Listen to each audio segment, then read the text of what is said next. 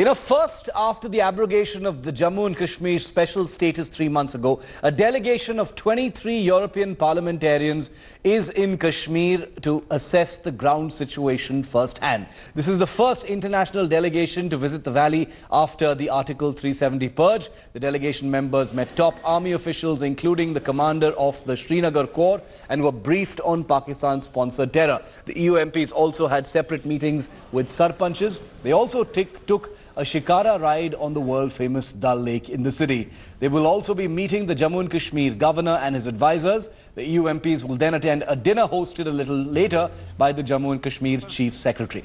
The team originally comprised 27 MPs, but 4 did not travel to Kashmir and have reportedly returned to their respective countries.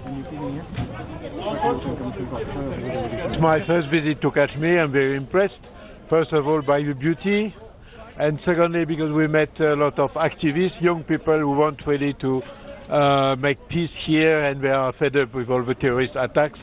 And we see that they see this visit of the European Union after the decision of the 5th of August as a sign of hope.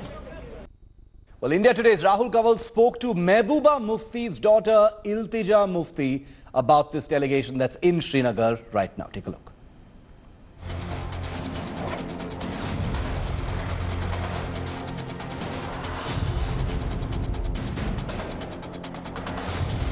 To talk about this delegation of European Union MPs who've been taken to Srinagar, we're joined now on the broadcast by the daughter of the former Chief Minister of the state, Iltija Mufti joins us. She's Mehbooba Mufti's daughter. She's been raising a tweet storm against this EU delegation. What specifically are your objections? The government says, Iltija, that this is an effort being made to try and counter Pakistan's narrative on Kashmir, that we're trying to set the international narrative right, and therefore it's a good idea, the government believes, for this EU delegation to be in Srinagar.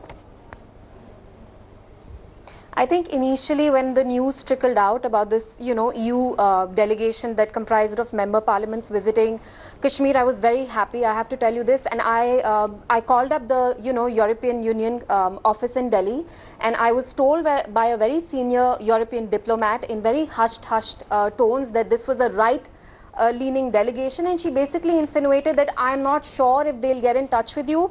Now, I don't have a problem with, international member of parliaments coming into Kashmir. I think that's great news because they can see the situation for what it really is. My problem is their affiliations. These member of parliaments are known to have, right leanings. They are Islamophobic. They have indulged in, Islamophobic rhetoric, not just Islamophobic, but they also have shown complete disdain for people of color. So not only are they racist, they are Islamophobic, and they have right leanings. So they are very fascist, and I don't understand what kind of a signal is the government of India trying to tell the world. What kind of friendships are we cultivating, Rahul?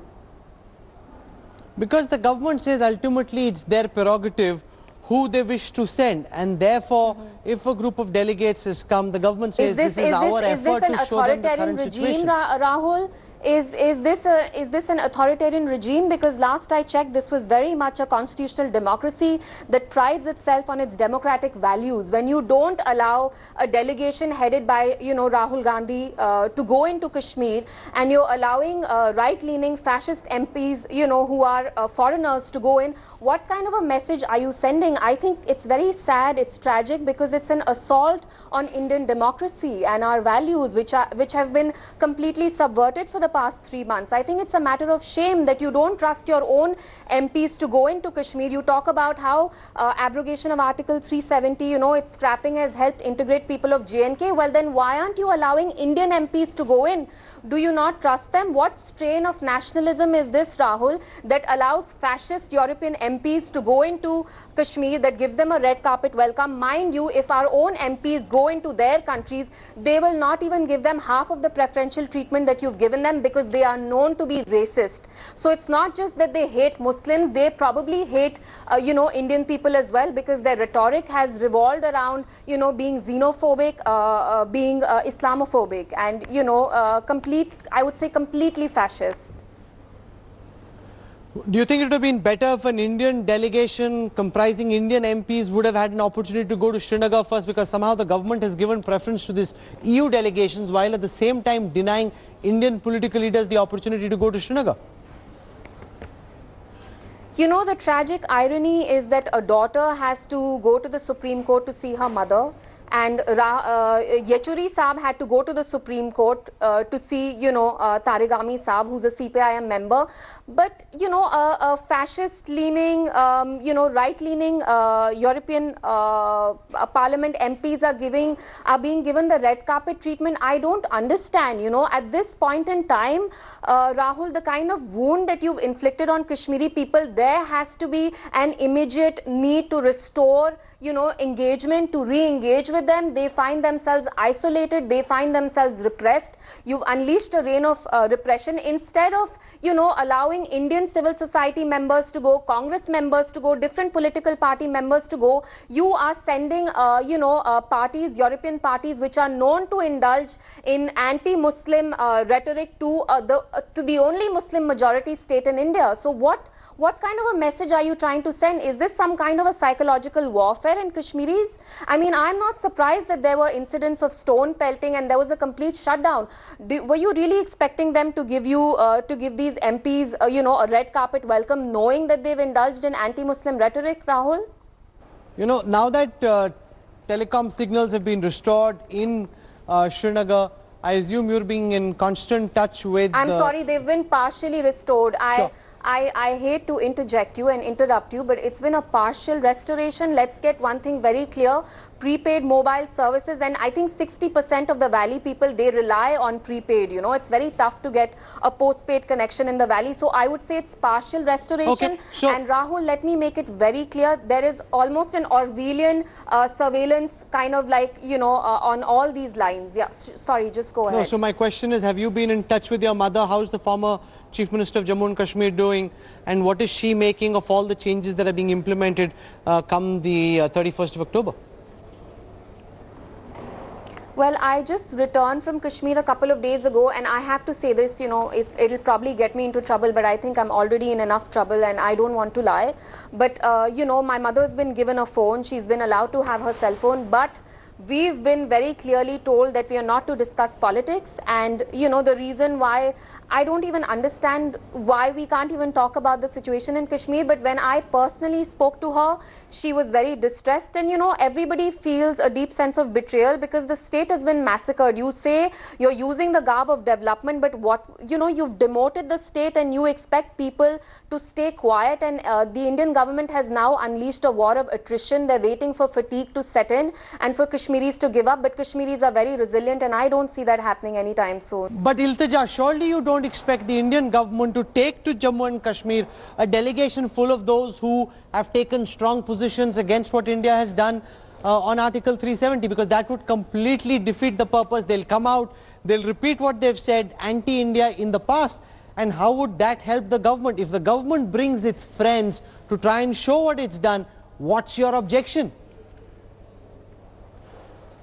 Rahul, I think you need to understand that this delegation that's coming in, it's a very orchestrated trip. The EU has just issued a statement today officially saying that they don't represent the stand of the EU. The EU foreign minister a few weeks ago said that they condemn the manner in which India has, imposed restrictions on 8 million people in Kashmir, and they want this lockdown to be lifted as soon as possible. So it's not that I have a personal problem with them. My problem is that they don't even enjoy the legitimacy of the parliament that they represent. Today, a Liberal Democrat British member of parliament went on to record to say that he, the invitation to him was withdrawn because he requested that he wanted to speak to civilian Kashmiris without the presence of security personnel. He also wanted to engage with the media, and he's gone on record to say that he is not going to indulge in any sort of a PR stunt, media stunt for From India. the organizers on that, they're also saying that look at what happened with the Apple traders, the truck drivers. Nobody at this time can be allowed unescorted. That's an unreasonable request. Nobody, an international delegate, can't be allowed to roam around unescorted. Well, then security is very important. Them? They've got security with them, Iltija. Yeah, that's the difference the government says. Why But why are you allowing them and not allowing American senators? Then nobody should have been allowed in. Clearly, you want to orchestrate a trip where they come back and then they indulge in what I call normalcy acrobatics, and they give a certificate to the government of India. The government of India first says India is an internal problem. Then why does it matter to them if the international community gives them a certificate or not, Rahul? How does it matter? And yes, it's a matter of concern that there have been militancy-related incidents, but heads need to roll. You keep talking about, how politicians are accountable for the mess in Kashmir. What about the civil administration? What about the police cops that are, controlling everything in Kashmir? Shouldn't heads roll? There's been a brutal lockdown in Kashmir for the past 3 months. If militants are still operating, the responsibility lies with these cops. Heads need to roll, Rahul. No, but given, you've grown up in Kashmir, given what people would have anticipated would have happened after the abrogation of Article 370, the situation has been relatively calm. It's an uneasy calm, undisputedly, but this odd stray incident, look for example at what happened after Burhan Wani's death. When we took him down, Kashmir was up in flames. Mercifully, nothing of the sort has happened, and that goes to some extent to the government's credit. Rahul, you can't even compare. Sure, but you can't even compare Burhan Wani to this. That was very sporadic protest. This is something, this is a pain, this is a wound that the government of India, without the will of the Kashmiri people, this is something that's been imposed on them. Why shouldn't they protest, Rahul? The state has been massacred, it's been cleaved into two parts, it's been divided. Ladakh is going to be a separate union territory. Jammu and Kashmir, they've demoted us. Why shouldn't we protest, Rahul? Do I not, as an Indian, have the right to peacefully protest? You keep talking about, when I say Kashmir is special, it's not like any other state. You say, no, it's like India. If it's like any other Indian state, then why don't we have the right to protest? In Maharashtra, when citizens protested against RA, trees being cut, the court instantly gave, a judgment reserving that you can't cut trees there. Are Kashmiris children of a lesser god, Rahul? Do we not have the right to protest? Do you understand the pain of Kashmiris right now? They've been caged for the past 3 months. This is terribly unfair to them to completely strip this right from them to peacefully protest and say, if you allow them to peacefully protest, it will, the situation will deteriorate. It will deteriorate now because you are really pushing Kashmiris to the wall now, Rahul. So far, the situation hasn't seen the kind of violent flare-up that happened in the past, not just once but multiple times, and I hope that's the way it stays. We also hope that this EU delegation How do you know it hasn't flared up, Rahul, when there's such an iron curtain that's been established? Communist regimes used to do this when Germany was divided. We interviewed the Home Minister and he said, Rahul, that there hasn't been a single bullet that was fired. No, I'm sorry, I disagree. They've also claimed that there have been no deaths. I've read about a 17-year-old boy who was the first casualty of this crisis, and he had to jump into a river because the CRPF personnel were running after him because he was protesting. He lost his life. Look also, Iltija, at what happened in the past after Burhan Wani's killing, which was a far less serious incident. Rahul, Kashmir was in flames for days, for weeks on end. No, I'm sorry. The state has been stripped of its semi-autonomous status, and this has been done in the most illegal and undemocratic manner possible. Do you think, how does the governor represent the wishes of the people? Isn't the governor a constitutional head? Isn't it a purely political appointment that's made by the government of India? How can you legitimize this by saying that the governor has approved it? BJP had a government with the PDP. Why didn't they try these antics then? Because they knew that the legislature would not even entertain, a bill of this sort. Do you and I agree that the manner in which this was done was completely illegal and undemocratic? I mean, how can the government have the audacity to first impose this decision on the people of Kashmir, this reign of repression that's been unleashed on them, and then you're saying they shouldn't even protest? तो आप मार ही डालो हमें एक ही बार ना, खत्म कर दो मामला. ऐसे हम जी रहे हैं, मर के जी रहे हैं. What do you want to do? You're treating us like subhumans. You're pushing us to the brink. Okay, we hear different points of view. We leave it to our viewers to decide what they make of what Iltija Mufti has just told us on India Today. Thank you for joining us. We'll have more on the other side. Thanks for watching the video. For more such news and updates, please like, share and subscribe to India Today. Also check out our other great videos from our channel. We know you will love to.